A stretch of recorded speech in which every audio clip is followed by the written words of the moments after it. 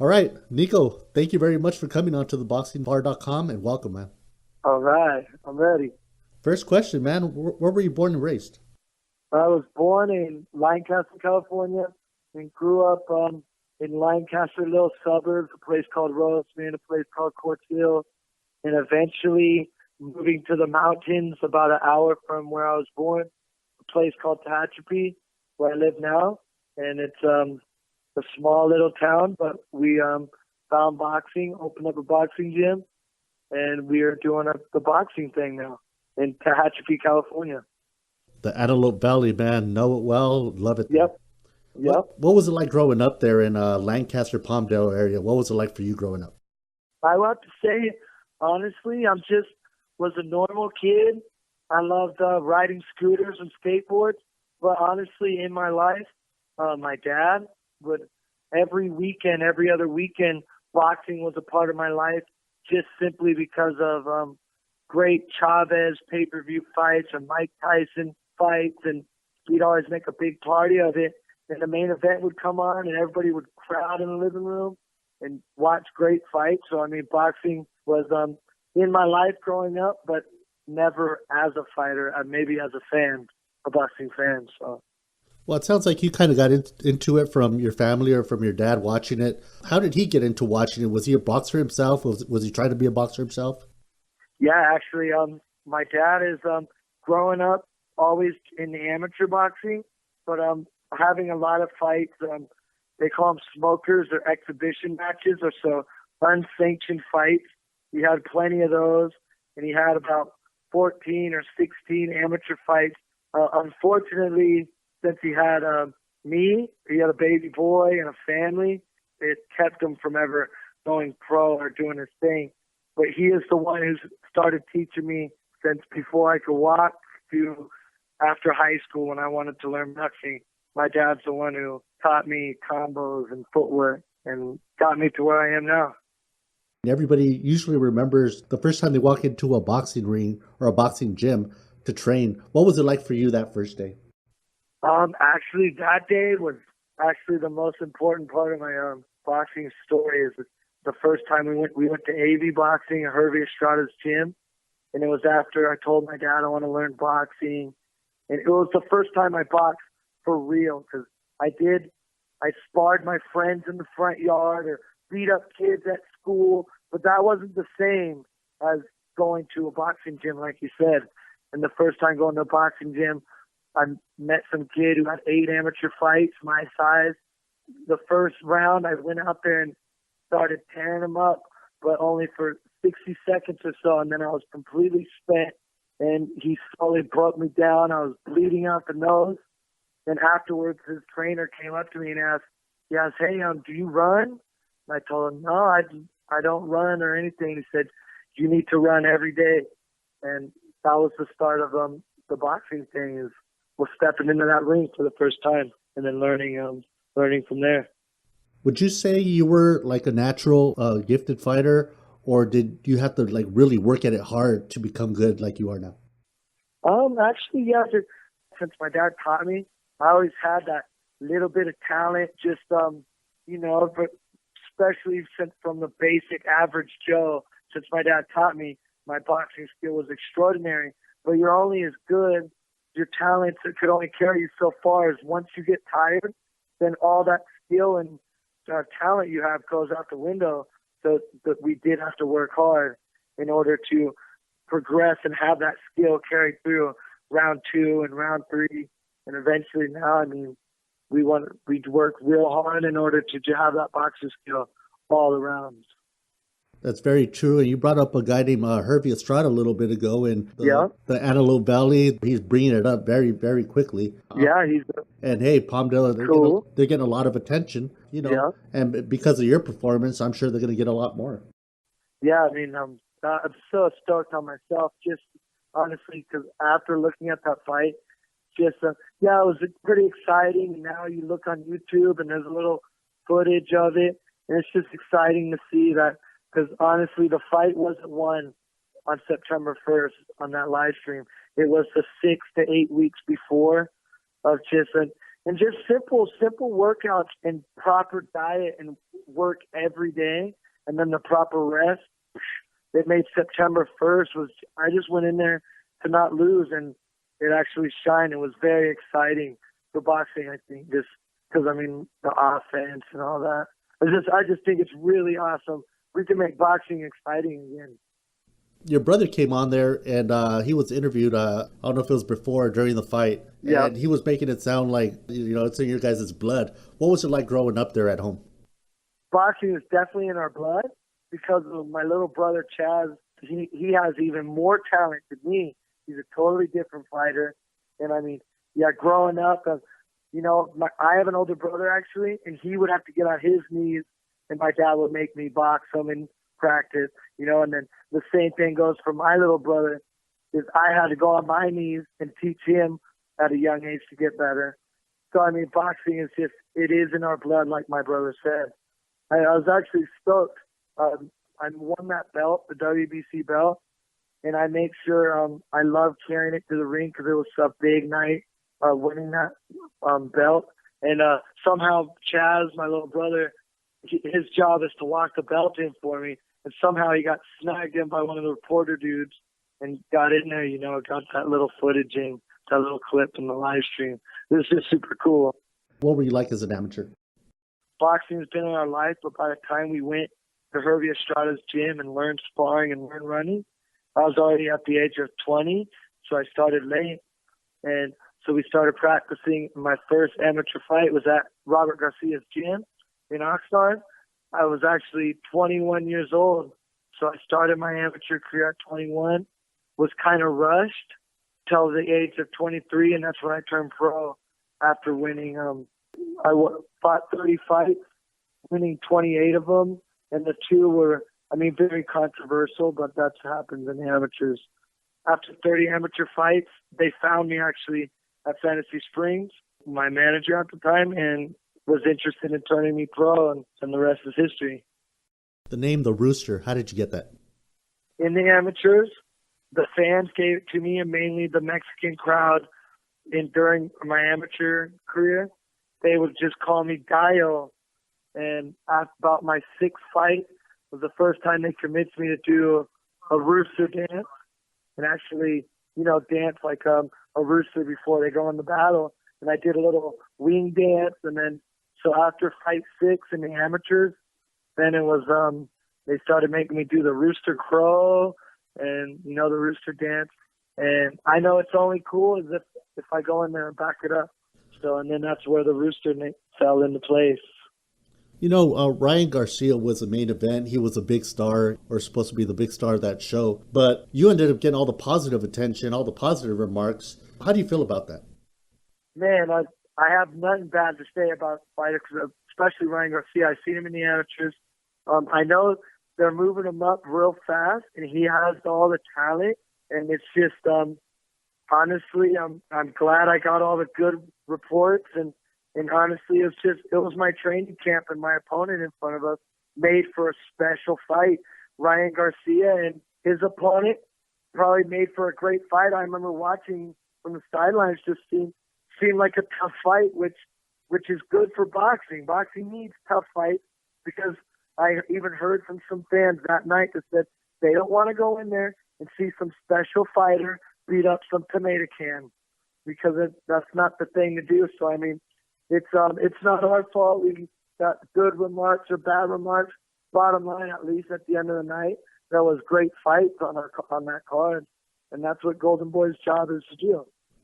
Very true. You threw about 200 punches in a round Saturday night, which obviously is great to see. But at the same time, do you think you're spoiling the fans a little bit by showing that much? Because now they're going to expect you to throw that many around every time they see you. Is that added pressure to you? Yeah, that's actually a great question, because it just means that whatever training I did this camp, I don't want to spoil the fans. Just I want to do even better next time. And in order to do that, I got to work just as hard and a little bit harder, because I just trained so hard that honestly, it was I wasn't going in there trying to throw my punches or to make punch records or whatever. I was just trying to go in there and make sure I didn't lose. Like I did not want to lose. I knew I was a tough fighter. So I went in there and did what I'm good at, and happened to one round throw this many punches and one round throw 219. And it's just, honestly, now I'm just going to have to use it as motivation to train even harder so that I can throw even more punches and more quality and more quantity and more, I don't know, just right on the button and get that knockout shot in. Did you get tired of it at all after the first few rounds? Yeah, that is a good question. I would say I did notice that the first 2 rounds I was just trying to warm up, fall into my seat, just figure things out. And then it was a thing. I didn't feel like I needed to slow down at all because I knew I could have done it the whole time. But I started to notice my opponent would do like the rope-a-dope and like not throw a punch for 30 seconds or whatever, maybe trying to let me waste my energy, whatever. But it almost helped. It helped me because right when I'd see him get ready to load up or throw something, it was so far and few in between that I totally see it coming, and then I would cover up or roll under, do whatever defense. And since he barely threw, it encouraged me to just keep my hands in his face, like keep the little punches and little bangs. I remember just because we don't want to just look like a novice just throwing wild punches. I was really trying to just throw clean punches, but so many that he would smother him and take away his boxing.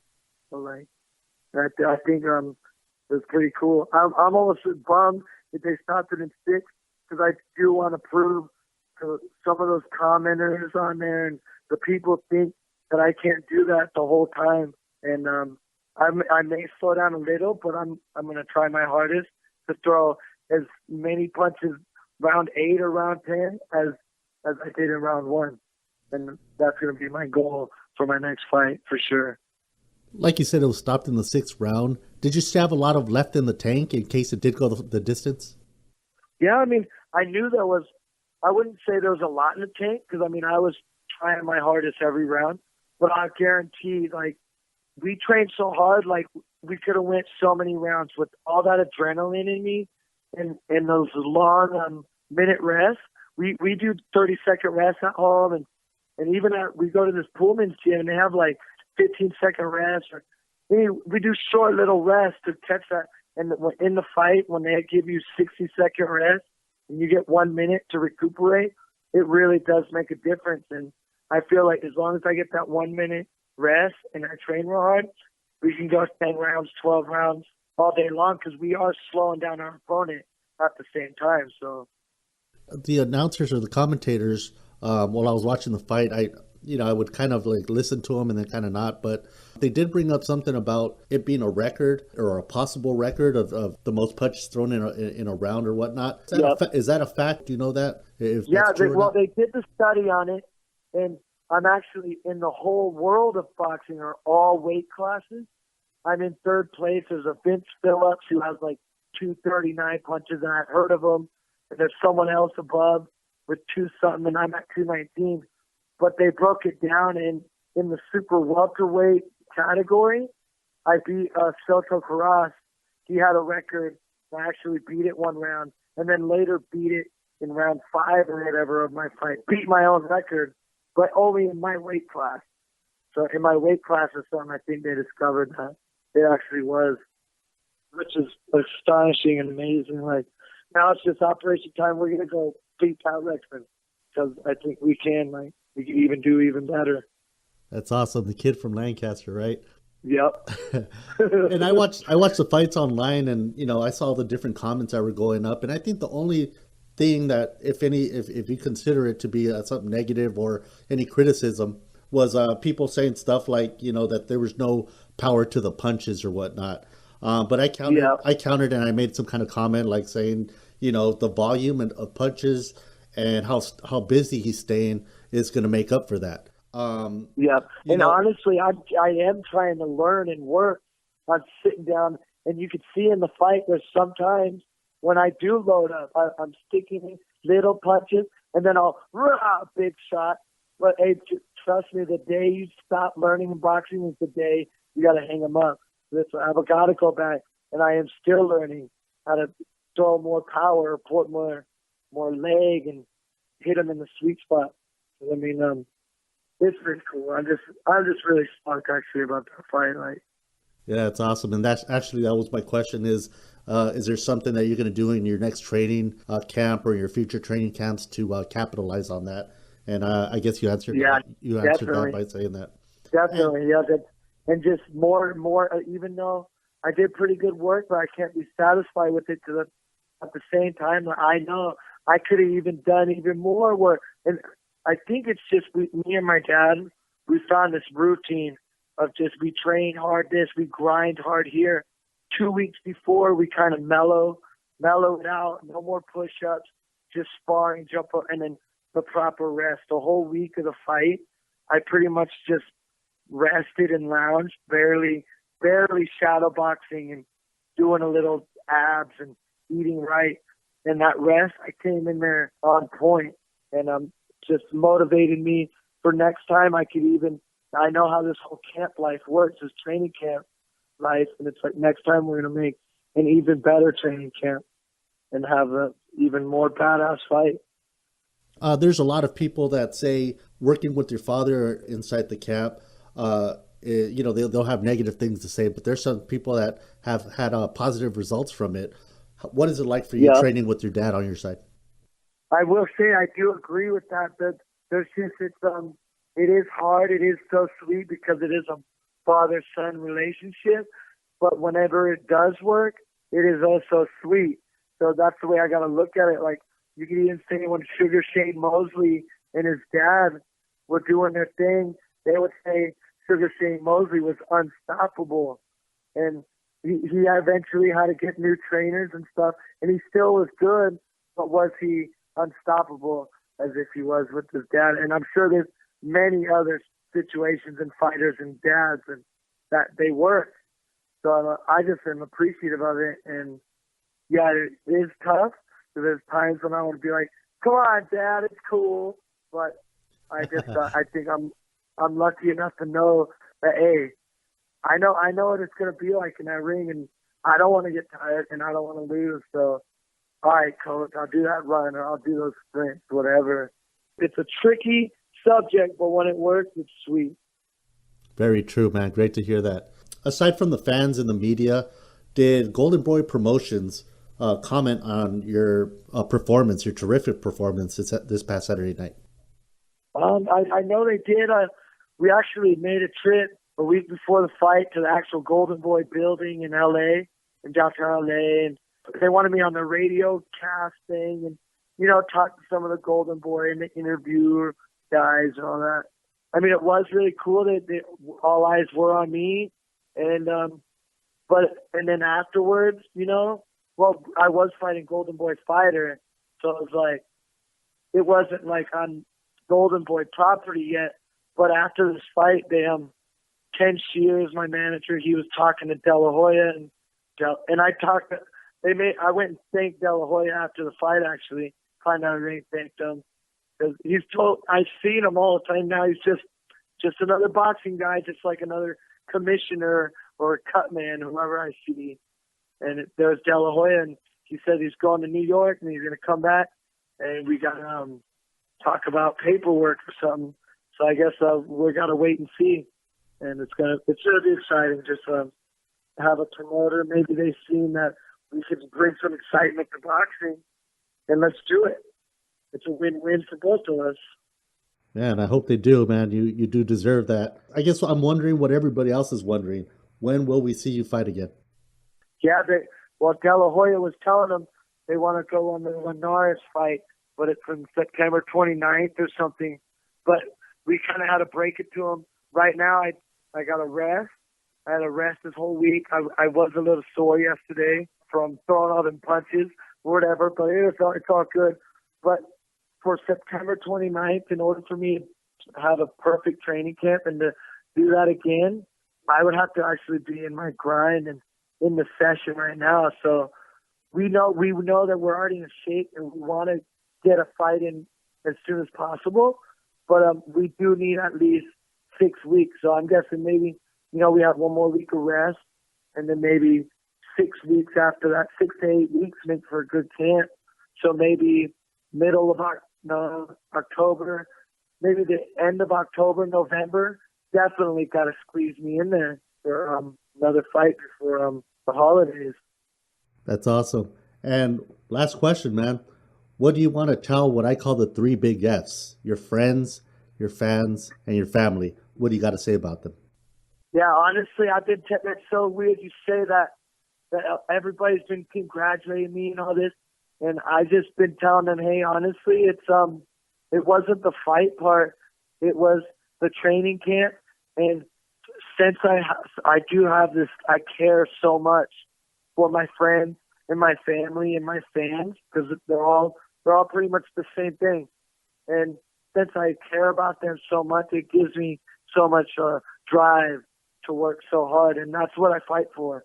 And it's I'm so appreciative to have that, because there's people out there that don't, and they don't have it, and so I got to take advantage of what I got, and I'm gonna work hard, and I'm gonna fight hard for my friends, family, and it's gonna be cool. And I thank you very much for coming onto the boxing bar, man. As a big boxing fan and watching how you fought and what you gave to us Saturday night, the sky's the limit for you. Yeah. They call you a rising star, but I say you're there. And with that little character, the whole little thing that you do, yelling, the rooster yell and everything, boxing needs that. And boxing needs the attention, and boxing needs characters, and boxing needs people like you. I appreciate your time, my friend. Yeah. Thank you very much. Thank you, I appreciate it. Big ups to Lancaster. Yeah, again, special thanks to your dad. Yep, hey, thank you. And well, I'll just say I appreciate it, and let's do it for the next one. We're planning big 18-0, whatever it is, whenever it is, and we'll do this again.